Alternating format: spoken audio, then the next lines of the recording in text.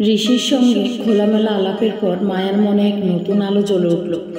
সন্ধ্যার সূর্যাস্তের রক্তিম আভা যখন ঘরটাকে আলোকিত করছিল, তখন মায়া অনুভব করল ঋষির কথাগুলি যেন একটি সুরের মতো বেজে উঠেছে তার মন। ঋষির ভয়, উদ্বেগ এবং সম্পর্কটিকে পুনরুজ্জীবিত করার চেষ্টা, সব কিছুই মায়ার হৃদয়ে একটি অদ্ভুত টান সৃষ্টি করেছিল। কিন্তু দেবের প্রতি তার ভালোবাসা অবশিষ্ট ছিল। দেবের সঙ্গে তার সম্পর্ক ছিল রোমাঞ্চকর, সৃষ্টিশীলতা এবং উদ্দীপনা, যা মায়ার জীবনে নতুন রং নিয়ে এসেছিল। তবে ঋষির সঙ্গেও তার সম্পর্কের গভীরতা ও বিশ্বাস ছিল। এই দ্বন্দ্বে সেই বিপরীতমুখী অনুভূতির মধ্যে পড়েছিল। তার মনে একদিকে দেবের প্রতি আকর্ষণ, আরেকদিকে ঋষির প্রতি সংযোগ। মায়া বুঝতে পারছিল তার এই দ্বন্দ্ব তাকে এক নয় আত্মা আবিষ্কারের দিকে নিয়ে যাচ্ছে। একদিন সকালে মায়া তার প্রিয় ক্যাফেতে গিয়ে বসেছিল। একটা কাপ কফি হাতে নিয়ে সে ভাবছিল, এই জীবন কেমন ভাবে চলছে। ক্যাফের জানালার বাইরের দিকে তাকিয়ে সে আশেপাশের জগৎকে দেখছিল, যেখানে মানুষজন তাদের নিজের জীবনে ব্যস্ত। তার মনে হচ্ছিল সে যেন সেই জনতার মধ্যে একা। স্বাভাবিকভাবে তার চিন্তা ঋষির দিকে ফিরে আসছিল। ঋষি যে কিভাবে তাকে বোঝে, তার প্রতি কতটা যত্নশীল। সেদিনের কফির জন্য অপেক্ষা করতে করতে মায়ার মনকে দখল করে নিয়েছিল ঋষির কথাগুলো। মায়া, আমি চাই তুমি আমার পাশে থাকো, আমাদের সম্পর্কের মূল্য বুঝে নাও। ঋষির এই কথা তার মনে এক বিশেষ আলোড়ন সৃষ্টি করেছিল, কেননা সেই কথা তার হৃদয়ে জমে থাকা সমস্ত অনিশ্চয়তাকে এক ঝলকেই কাটিয়ে দিয়েছিল।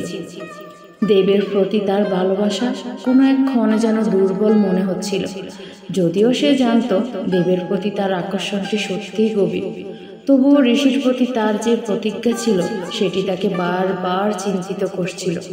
মায়া উপলব্ধি করল সম্পর্কটি কেবল শারীরিক টান নয়, বরং এটি মানসিক ও আবেগীয় স্তরে একটি শক্তিশালী বন্ধন। পরদিন সন্ধ্যায় মায়া একটি সিদ্ধান্ত নিতে প্রস্তুত। সে ঋষির সঙ্গে আবার একটি আলাপ করতে চায়। তার মনে হচ্ছিল এভাবে চলতে থাকলে তারা নিজেদের সম্পর্কের অন্ধকারে হারিয়ে যাবে। তাই সে তার মনের কথা স্পষ্টভাবে জানাতে প্রস্তুত। ঋষি, মায়া ফোনে বলল, আমি তোমার সব কথা বলতে চাই। ঋষি উত্তেজিত কণ্ঠে বলল, অবশ্যই মায়া, তুমি কখন আসবে? মায়ার মনে একটু উদ্বেগ ছিল, তবে সে জানত এটি সঠিক নয়। কিছুক্ষণ পরে তারা একটি পার্কের বেঞ্চে বসেছিল।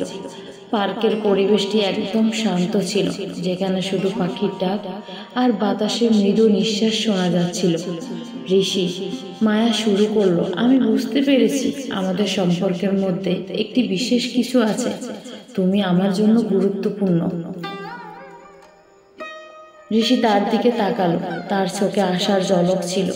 মায়া, আমি জানি আমরা গত কয়েক মাসে কঠিন সময়ের মধ্যে দিয়ে গেছি, তবে তুমি জানো আমি সবসময় তোমার পাশে আছি। মায়া নীরব হয়ে কিছু সময়ের জন্য ভাবল। আমি জানি, কিন্তু দেবের সঙ্গে আমার একটা সম্পর্ক আছে, তার প্রতি আমার অনুভূতি সত্যিই গভীর। ঋষি কিছুক্ষণ নীরব থাকল, তারপর বললেন, আমি তোমার অনুভূতিগুলোকে সম্মান করি, তবে আমি চাই তুমি তোমার হৃদয়ের সত্যিকারের কণ্ঠস্বর শোনো। তোমার ভালোবাসার দিকে তোমার চোখ খুলে দাও। ঋষি কিছুক্ষণ নীরব থাকলেন। মায়া একটু অবাক হলো, তুমি কি বলছো?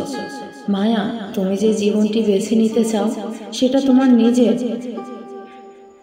কিন্তু তোমার হৃদয় কি জানে তুমি কাকে সত্যি ভালোবাসো? ঋষির কথা মায়ের মনে আলোড়ন তুলেছিল। সে মনে মনে ভাবছিল, কি সঠিক, তার হৃদয়, তার ভালোবাসা, সবকিছু যেন এক দোলা চলে। আমি জানি তোমার মধ্যে দ্বন্দ্ব চলছে, কিন্তু কখনো কখনো আমাদের নিজেদের খুঁজে পেতে হয়, ঋষি বললেন। মায়ার মনে হচ্ছিল সে যেন ঋষির কথার মধ্যে নিজের জন্য কিছু নতুন অর্থ খুঁজে পাচ্ছে। সুতরাং সে স্থিরভাবে বলল, আমি নিজেকে খুঁজে বের করতে চাই। ঋষি তার দিকে নিবিড়ভাবে তাকিয়ে বললেন, এটাই তো সত্যিকারের আত্মা আবিষ্কার, আমরা একসঙ্গে চলতে পারি। মায়ার মনে এক আশার আলো ফুটল। সে বুঝতে পারল সে তার ভবিষ্যৎ নির্ধারণ করতে পারবে, যেখানে ঋষি এবং দেব উভয়ের স্থান থাকবে। তুমি জানো আমি তোমাকে ভালোবাসি মায়া, কিন্তু আমি চাই তুমি নিজেকে প্রথমে আবিষ্কার করো। এই কথাগুলো মায়ের মনে আরো বেশি স্থিতিশীলতা এনে দিল। সে অনুভব করলো ঋষি তাকে সত্যিই বুঝতে পারছে। এই পর্যায়ে মায়া আরেকটি নতুন অধ্যায়ের দিকে এগিয়ে যাচ্ছিল। সেই সিদ্ধান্ত নিল তাকে তার জীবন ও ভালোবাসার সত্যিকারের পথ খুঁজে বের করতে হবে। আমি দেবের সঙ্গে কথাবার্তা বলবো, সে বলল, তবে আমি তোমার সঙ্গে সময় কাটাতে চাই। ঋষির চোখে আনন্দের ঝিলিক দেখা দিল। তাহলে আমরা নতুন করে শুরু করতে পারি? মায়া মুচকি হাসল। হ্যাঁ, নতুন করে। দুজনের মধ্যে এক নতুন সংযোগ তৈরি হচ্ছিল। এক সপ্তাহ পরে মায়া দেবের সঙ্গে একটি পার্কে দেখা করতে গেল। দেবকে দেখে তার মনে এক উষ্ণ অনুভূতি হচ্ছিল, কিন্তু এবার সে জানতো তার হৃদয় কতটা পরিষ্কার। দেব, মায়া বলল, আমাদের সম্পর্কে কিছু কথা বলতে চাই। দেবের মুখে হাসি ছিল, তবে তার চোখের মধ্যে কিছুটা উদ্বেগ। হ্যাঁ মায়া, তুমি বলো। আমি অনুভব করেছি আমাদের সম্পর্কের মধ্যে কিছুটা দ্বন্দ্ব আছে। আমি তোমাকে ভালোবাসি, কিন্তু ঋষির সঙ্গে আমার একটি গভীর সম্পর্ক ছিল। দেব এক মুহূর্ত নীরব থাকলো। তুমি সত্যিই বলছো? হ্যাঁ, আমি চাই তুমি আমার কথাগুলো বোঝো। দেব মাথা নেড়ে বলল, আমি সবসময় তোমার পাশে আছি, তবে আমি চাই তুমি নিজের জন্য সঠিক সিদ্ধান্ত নাও। মায়া তার কথা আশ্বস্ত হলো। এই আলাপচারিতা তাকে পরবর্তী অধ্যায়ের জন্য প্রস্তুত করেছিল। এবার তার সামনে দুটো পথ, একটি ঋষির সঙ্গে সংযোগ এবং অপরটি দেবের সঙ্গে ভালোবাসা। মায়া জানতো সে একটি গুরুত্বপূর্ণ সিদ্ধান্তের সামনে দাঁড়িয়ে আছে। ঋষির সঙ্গে কাটানো সময়গুলি তার জন্য নতুন একটি দিগন্ত খুলে দিয়েছে, যেখানে সে বুঝতে পারছে ভালোবাসা শুধুই অনুভূতি নয়, বরং একটি আত্মিক সংযোগ। ঋষির সঙ্গে তার সম্পর্কটি তাকে নতুন শক্তি দিয়েছে, যা তাকে তার জীবনকে নতুন করে দেখার সুযোগ দিয়েছে। এক সকালে সে বাড়ির উঠানে বসে কফি খাচ্ছে। প্রভাতের রোদ তার গায়ে পড়ছিল এবং মনে হচ্ছিল যেন সমস্ত জগৎ তার জন্য অপেক্ষা করছে। হঠাৎ তার ফোনে একটি মেসেজ আসলো, ঋষি, তুমি কি আমার সঙ্গে আজ বিকেলে ক্যাফেতে আসবে? মায়া জানতো সে একটি গুরুত্বপূর্ণ কথা বলতে যাচ্ছে। আমি তোমার সঙ্গে কিছুটা গুরুত্বপূর্ণ কথা বলতে চাই। মায়ার হৃদয়ে একটু কষ্ট হলো। সে জানতো এটি একটি গুরুত্বপূর্ণ মুহূর্ত, তবে তার মনে অনেক প্রশ্ন ঘুরছিল। বিকেলবেলা মায়া ক্যাফেতে গেল। ঋষি আগেই এসে বসেছিল। তার মুখে উদ্বেগ এবং আশার মিশ্রণ ছিল।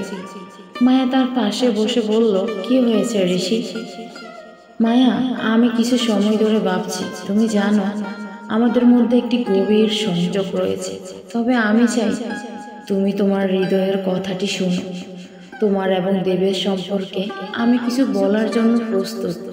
আমি জানি তুমি দুজনের মধ্যে দ্বন্দ্বে আছো, ঋষি বলল। মায়া গভীরভাবে শ্বাস নিল।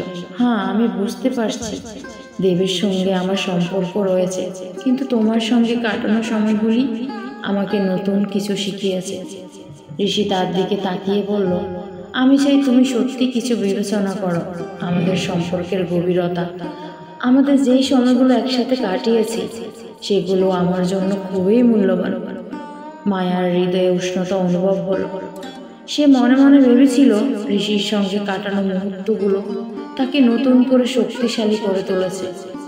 ঋষি, তুমি জানো আমি তোমাকে কতটা ভালোবাসি, কিন্তু দেবও আমার জীবনের একটি অংশ। আমি কিভাবে এই দ্বন্দ্ব মেটাবো? ঋষি কিছুক্ষণ নীরব থাকলেন।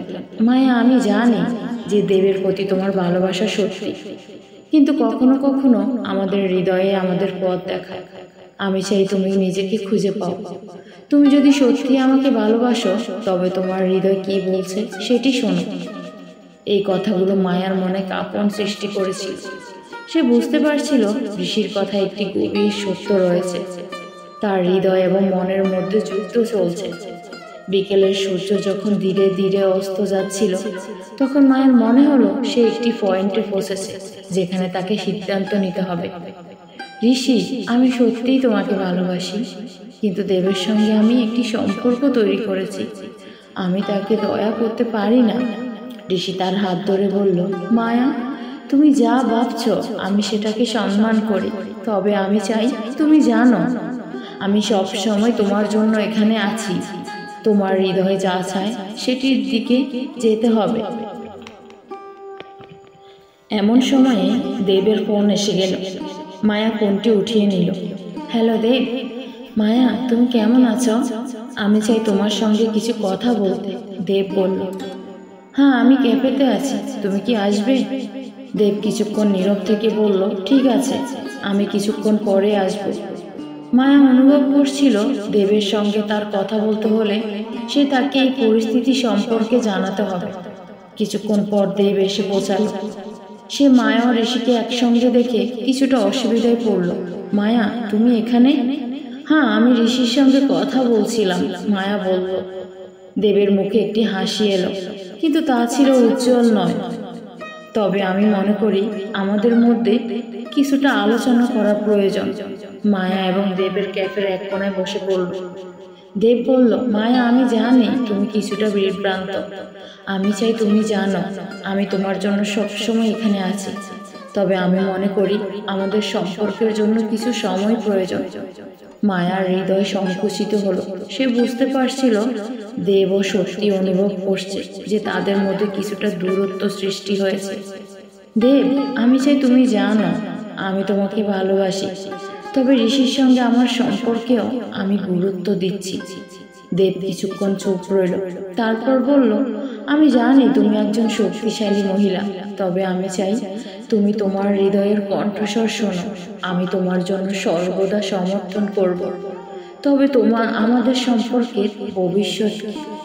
মায়ার মনে হলো দেবের কথাগুলো অত্যন্ত সত্যি। সে বুঝতে পারছিল তার হৃদয় এবং মন একত্রিত হয়ে কিছু একটা চাচ্ছে। আমি জানি এই মুহূর্তে আমি কিছু সিদ্ধান্ত নিতে পারবো না, কিন্তু আমি চাই তোমরা দুজনেই জানো আমার কাছে তোমরা দুজনেই বিশেষ। দেব তার হাত ধরে বলল, ঠিক আছে মায়া, তবে আমি চাই তুমি তোমার হৃদয়ের খোঁজে যাও। তুমি কি অনুভব করো সেটি খুঁজে বের করো। ঋষি তাদের কথোপকথন শুনছিল। সে মনে মনে ভাবছিল সে কিভাবে এই পরিস্থিতিতে এগিয়ে যাবে। সে জানতো মায়া একজন শক্তিশালী মহিলা এবং তাকে তার হৃদয়ের জন্য যুদ্ধে যেতেই হবে। এই মুহূর্তে তিনজনের মধ্যে একটি বিশেষ চেতনা তৈরি হলো। তারা জানতো তাদের সম্পর্কের গতিপথ পরিবর্তন হতে চলেছে। দেব পরে বলল, মায়া, আমি জানি আমাদের মধ্যে কিছু অস্বস্তি আছে, তবে আমি চাই তুমি একবার মনে করো তুমি কি সত্যি আমাকে ভালোবাসো। মায়ার হৃদয়ে কষ্ট হচ্ছিল। সে জানতো তার প্রেমের দুপাশে দুটি পথ রয়েছে, একটি ঋষি, একটি দেবের। আমি জানি আমি তোমাকে ভালোবাসি, তবে ঋষির সঙ্গে আমার একটি অদ্ভুত সংযোগ তৈরি হয়েছে। দেব তার মুখের দিকে তাকিয়ে বলল, তুমি যদি সত্যিই আমার সঙ্গে থাকতে চাও তবে তোমার হৃদয় থেকে যেটি আসে সেটি শুনতে হবে, আর তুমি জানো আমি সবসময় তোমার পাশে আছি। মায়া অনুভব করছিল সে একটি অন্ধকারে আছে। এই পরিস্থিতিতে তাকে তার হৃদয়ের কাছে যেতে হবে। ঋষি বলল, মায়া, আমাদের সম্পর্কের ভবিষ্যৎ কি তা নির্ভর করছে তোমার সিদ্ধান্তের উপর। আমি চাই তুমি নিজের সম্পর্ককে স্পষ্ট করো। মায়ার মনে অনেক চিন্তা ঘুরছিল। সে বুঝতে পারছিল একদিন ঋষির প্রতি তার ভালোবাসা এবং অন্যদিকে দেবের সঙ্গে তার সম্পর্কের অবস্থা। সন্ধ্যা যখন আসছিল তখন মায়া ও দেব একসঙ্গে সময় কাটাতে কাটাতে তাদের সম্পর্কের ভবিষ্যৎ নিয়ে কথা বলছিল। আমি জানি আমরা একসাথে অনেক সময় কাটিয়েছি, কিন্তু আমি ঋষির সাথে যে সংযোগ অনুভব করছি সেটি অস্বীকার করতে পারি না, মায়া বলল। দেব তার হাত ধরে বলল, ঠিক আছে মায়া, তবে আমি চাই তুমি আমার সঙ্গে সত্যি কথা বলো। তুমি যদি ঋষির কাছে যাও তবে আমি প্রস্তুত। মায়া অনুভব করছিল সে একটি নতুন পদক্ষেপ নিতে চলেছে। দেব, আমি তোমাকে ভালোবাসি, কিন্তু আমি ঋষির সম্পর্কেও সততা রাখতে চাই। এই পরিস্থিতিতে তিনজনের মধ্যে একটি নতুন সূচনা হতে চলেছে। মায়া জানত সে তার জীবনের নতুন অধ্যায়ের দিকে অগ্রসর হচ্ছে। 2 সপ্তাহ কেটে গেছে। মায়া এখনো ঋষির স্মৃতি থেকে মুক্ত হতে পারেনি। কলকাতার চিরচেনা গলিতে হেঁটে বেড়াতে গেলেও মনে হয় ঋষির উপস্থিতি যেন তার চারপাশে ঘুরছে। কিন্তু আজ কিছু আলাদা ছিল। আজ তার মনের মধ্যে একটি নতুন আশা জেগেছে। তিনি মনে মনে প্রতিজ্ঞা করেছেন যে ঋষির প্রতি তার ভালোবাসা নতুন করে শুরু হবে। তার ছোট্ট অফিসের জানালার পাশে চেয়ারে বসে মায়া এক কাপ চা নিয়ে চিন্তিত হয়ে তাকিয়ে রইলেন। কিভাবে ঋষির সাথে সম্পর্ক নতুন করে তৈরি করবেন সে ভাবনা ছিল তার মনে। তিনি জানতেন এই সম্পর্কের নতুন যাত্রা শুরু করার জন্য একাধিক বাধা অতিক্রম করতে হবে। কিন্তু তিনি ইচ্ছা করলেন যাই কিছু হোক না কেন তারও ঋষির জন্য একটা নতুন সূচনা হবে। অন্যদিকে দেব কলকাতা ছেড়ে চলে যাওয়ার প্রস্তুতি নিচ্ছিলেন। তার হৃদয়ের মায়ার প্রতি একটি অদ্ভুত আকর্ষণ ছিল, কিন্তু সেই আকর্ষণের সাথে সাথে ছিল একটি গভীর বেদনা। তিনি জানতেন মায়া তার জীবনে একটি বিশেষ স্থান দখল করেছে, কিন্তু সম্পর্কটি আর স্থায়ী হবে না। তাই তিনি নতুন জীবনের দিকে পা বাড়াচ্ছিলেন, কিন্তু তার মনে মায়ার জন্য একটি মধুর স্মৃতি রেখে গেছে। দেবের বিমানবন্দরের দিকে যাওয়ার সময় তিনি গাড়ি জানালার বাইরের শহরের দৃশ্য দেখছিলেন। কলকাতার সেই চিরচেনা গলি, সেই রাস্তা, বিকেলের আলো সবই যেন তাকে ডাকছে। তিনি অনুভব করলেন মায়ার সাথে কাটানো সময়গুলি তার জীবনের সবচেয়ে মূল্যবান অধ্যায়। কিন্তু তিনি জানতেন এটাই শেষ নয়, জীবনের নতুন পথে এগিয়ে যাওয়া ছাড়া উপায় নেই। মায়া এবং দেব উভয়ের নিজেদের অবস্থান নিয়ে চিন্তা করতে করতে বাড়ির দিকে ফিরে যাচ্ছিলেন। মায়া তার মনের মধ্যে জানিয়ে দিয়েছিলেন যে তিনি ঋষির সাথে একটি নতুন সম্পর্ক তৈরি করবেন, আর তাকে কিছু সময় অপেক্ষা করতে হবে না, বরং তার অনুভূতিগুলোকে প্রকাশ করার সময় এসেছে। এদিকে দেব পৌঁছে গেল বিমানবন্দরে, তার হৃদয়ে মায়ার জন্য একটি মিষ্টি স্মৃতি নিয়ে। তিনি বিমানে উঠলেন। বিমান উড়ে চলে যাওয়ার সময় তার চোখে পানি চলে আসলো। তিনি জানতেন হয়তো আর কখনো মায়ার সঙ্গে দেখা হবে না, কিন্তু তার মনে একটি আশা ছিল একদিন তারা আবার একসাথে হবে। মায়া ঋষির কাছে পৌঁছাতে দ্বিধায় ছিলেন। তার মনে ছিল কি বলবেন, কি করবেন, কিন্তু শেষ পর্যন্ত নিজের মনকে শক্তিশালী করে তিনি ঋষির কাছে গেলেন। ঋষি তখন একটি ক্যাফেতে বসেছিল। মায়াকে দেখে ঋষির মুখে একটি হাসি ফুটে উঠল। মায়া, তুমি? ঋষি অবাক হলেন। হ্যাঁ ঋষি, আমাকে তোমার সাথে কিছু কথা বলতে হবে। মায়া বললেন। কথা বলো, ঋষি উত্তেজিত হয়ে বললেন। মায়া কিছুক্ষণ নীরব থাকলেন। তার হৃদয়ে চলছিল ভিন্ন অনুভূতি, কিন্তু তিনি জানতেন তার ইচ্ছা জানানো জরুরি। ঋষি, আমি তোমাকে ভালোবাসি। আমাদের সম্পর্কটা এক নতুন রূপ পেতে পারে। আমি চাই আমরা আবার একসঙ্গে শুরু করি। ঋষি কিছুক্ষণ নীরব ছিলেন। তার চোখে আবেগ ছিল, কিন্তু তার মুখে একটু দ্বিধা ছিল। মায়া, আমি জানি আমাদের মধ্যে অনেক কিছু ঘটেছে, কিন্তু আমি আবার সেই সম্পর্ক তৈরি করতে পারবো কিনা জানি না। আমি জানি, আমি বিশ্বাস করি আমরা যদি একসঙ্গে কাজ করি তবে আমরা নতুন করে সবকিছু শুরু করতে পারবো। মায়া বললেন। ঋষি কিছুক্ষণ চিন্তা করলেন, তারপর বললেন, ঠিক আছে, আমি চেষ্টা করব। আমি সত্যিই তোমাকে ভালোবাসি, কিন্তু আমাদের পুরনো সমস্যাগুলোকে কাটিয়ে উঠতে হবে। মায়া মনে মনে খুব খুশি হলেন। তিনি অনুভব করলেন তার এবং ঋষির মধ্যে যে সম্পর্কের জন্য তারা লড়াই করছিলেন সেই সম্পর্ক আবার নতুন করে শুরু করার সময় এসেছে। চলো আমরা এই সময়টাকে নতুনভাবে উপভোগ করি মায়া। মায়া বললেন। তারা দুজনেই মিলে শহরের প্রিয় স্থানগুলোতে বেড়াতে গেলেন। কলকাতার হাওড়া ব্রিজে দাঁড়িয়ে মায়া ও ঋষি একে অপরের চোখে তাকিয়ে একটি সুন্দর মুহূর্ত কাটালেন। চারপাশে মানুষের ভিড়, ট্রাফিক আর সেই চিরচেনা কলকাতা যেন তাদের প্রেমের সাক্ষী ছিল। দেব বিমানে বসে জানালার বাইরের দৃশ্য দেখছিলেন। তার চোখে জল এলো যখন মনে পড়ছিল মায়ার কথা। তিনি জানতেন তার জন্য মায়া এখনো বিশেষ, কিন্তু জীবনের বাস্তবতা তার জন্য নতুন পথে হাঁটার সংকল্প সৃষ্টি করেছে। কলকাতার রাস্তায় মায়া ও ঋষি একটি নতুন সূচনা করেছিলেন। তারা একসঙ্গে নতুন স্বপ্ন দেখছিলেন, কিন্তু তাদের সামনে এখনো অনেক বাধা ছিল। তাদের প্রেমের জগতে অনেক কিছু ছিল যা এখনো অজানা ছিল। অন্যদিকে দেব সিদ্ধান্ত নিল যে তিনি কলকাতায় ফিরবেন। তার মনে মায়ার কথা ছিল, কিন্তু তিনি জানতেন সেই স্মৃতির সাথে এগিয়ে চলার সময় এসেছে। মায়া ও ঋষির সম্পর্কে একটি নতুন উজ্জ্বল সম্ভাবনায় পরিণত হয়েছে। কিন্তু কি ঘটবে ভবিষ্যতে? তাদের মধ্যে সত্যি সেই ভালোবাসা থাকবে, নাকি পুরনো স্মৃতির বাধাগুলো আবারও ফিরে আসবে? এখন তারা দুজনেই নতুন যাত্রার দিকে এগিয়ে যাচ্ছে। তবে প্রতিটি সম্পর্কের মতো তাদের সম্পর্কের ভবিষ্যৎও ঝুঁকিপূর্ণ। কিন্তু একটি জিনিস নিশ্চিত, তাদের হৃদয়ে একসঙ্গে থাকার এবং একে অপরকে নতুন করে খুঁজে পাওয়ার প্রতিজ্ঞা রয়েছে। তাদের গল্প এখানেই শেষ হচ্ছে না, এটি শুধু একটি নতুন শুরু, যেখানে ক্ষমা ও ভালোবাসা তাদের সম্পর্ককে আরো মজবুত করে তুলবে। তাদের সামনে অপেক্ষা করছে আরো নতুন অধ্যায়, যেখানে সত্যিকারের প্রেম এবং আত্মা আবিষ্কারের যাত্রা শুরু হবে। দেবের মনে একটি আশা ছিল যে হয়তো ভবিষ্যতে মায়ার সঙ্গে তার নতুন সম্পর্ক হবে এবং তাদের প্রেমের গল্পের পরবর্তী অধ্যায়ে এক নতুন রূপ ধারণ করবে।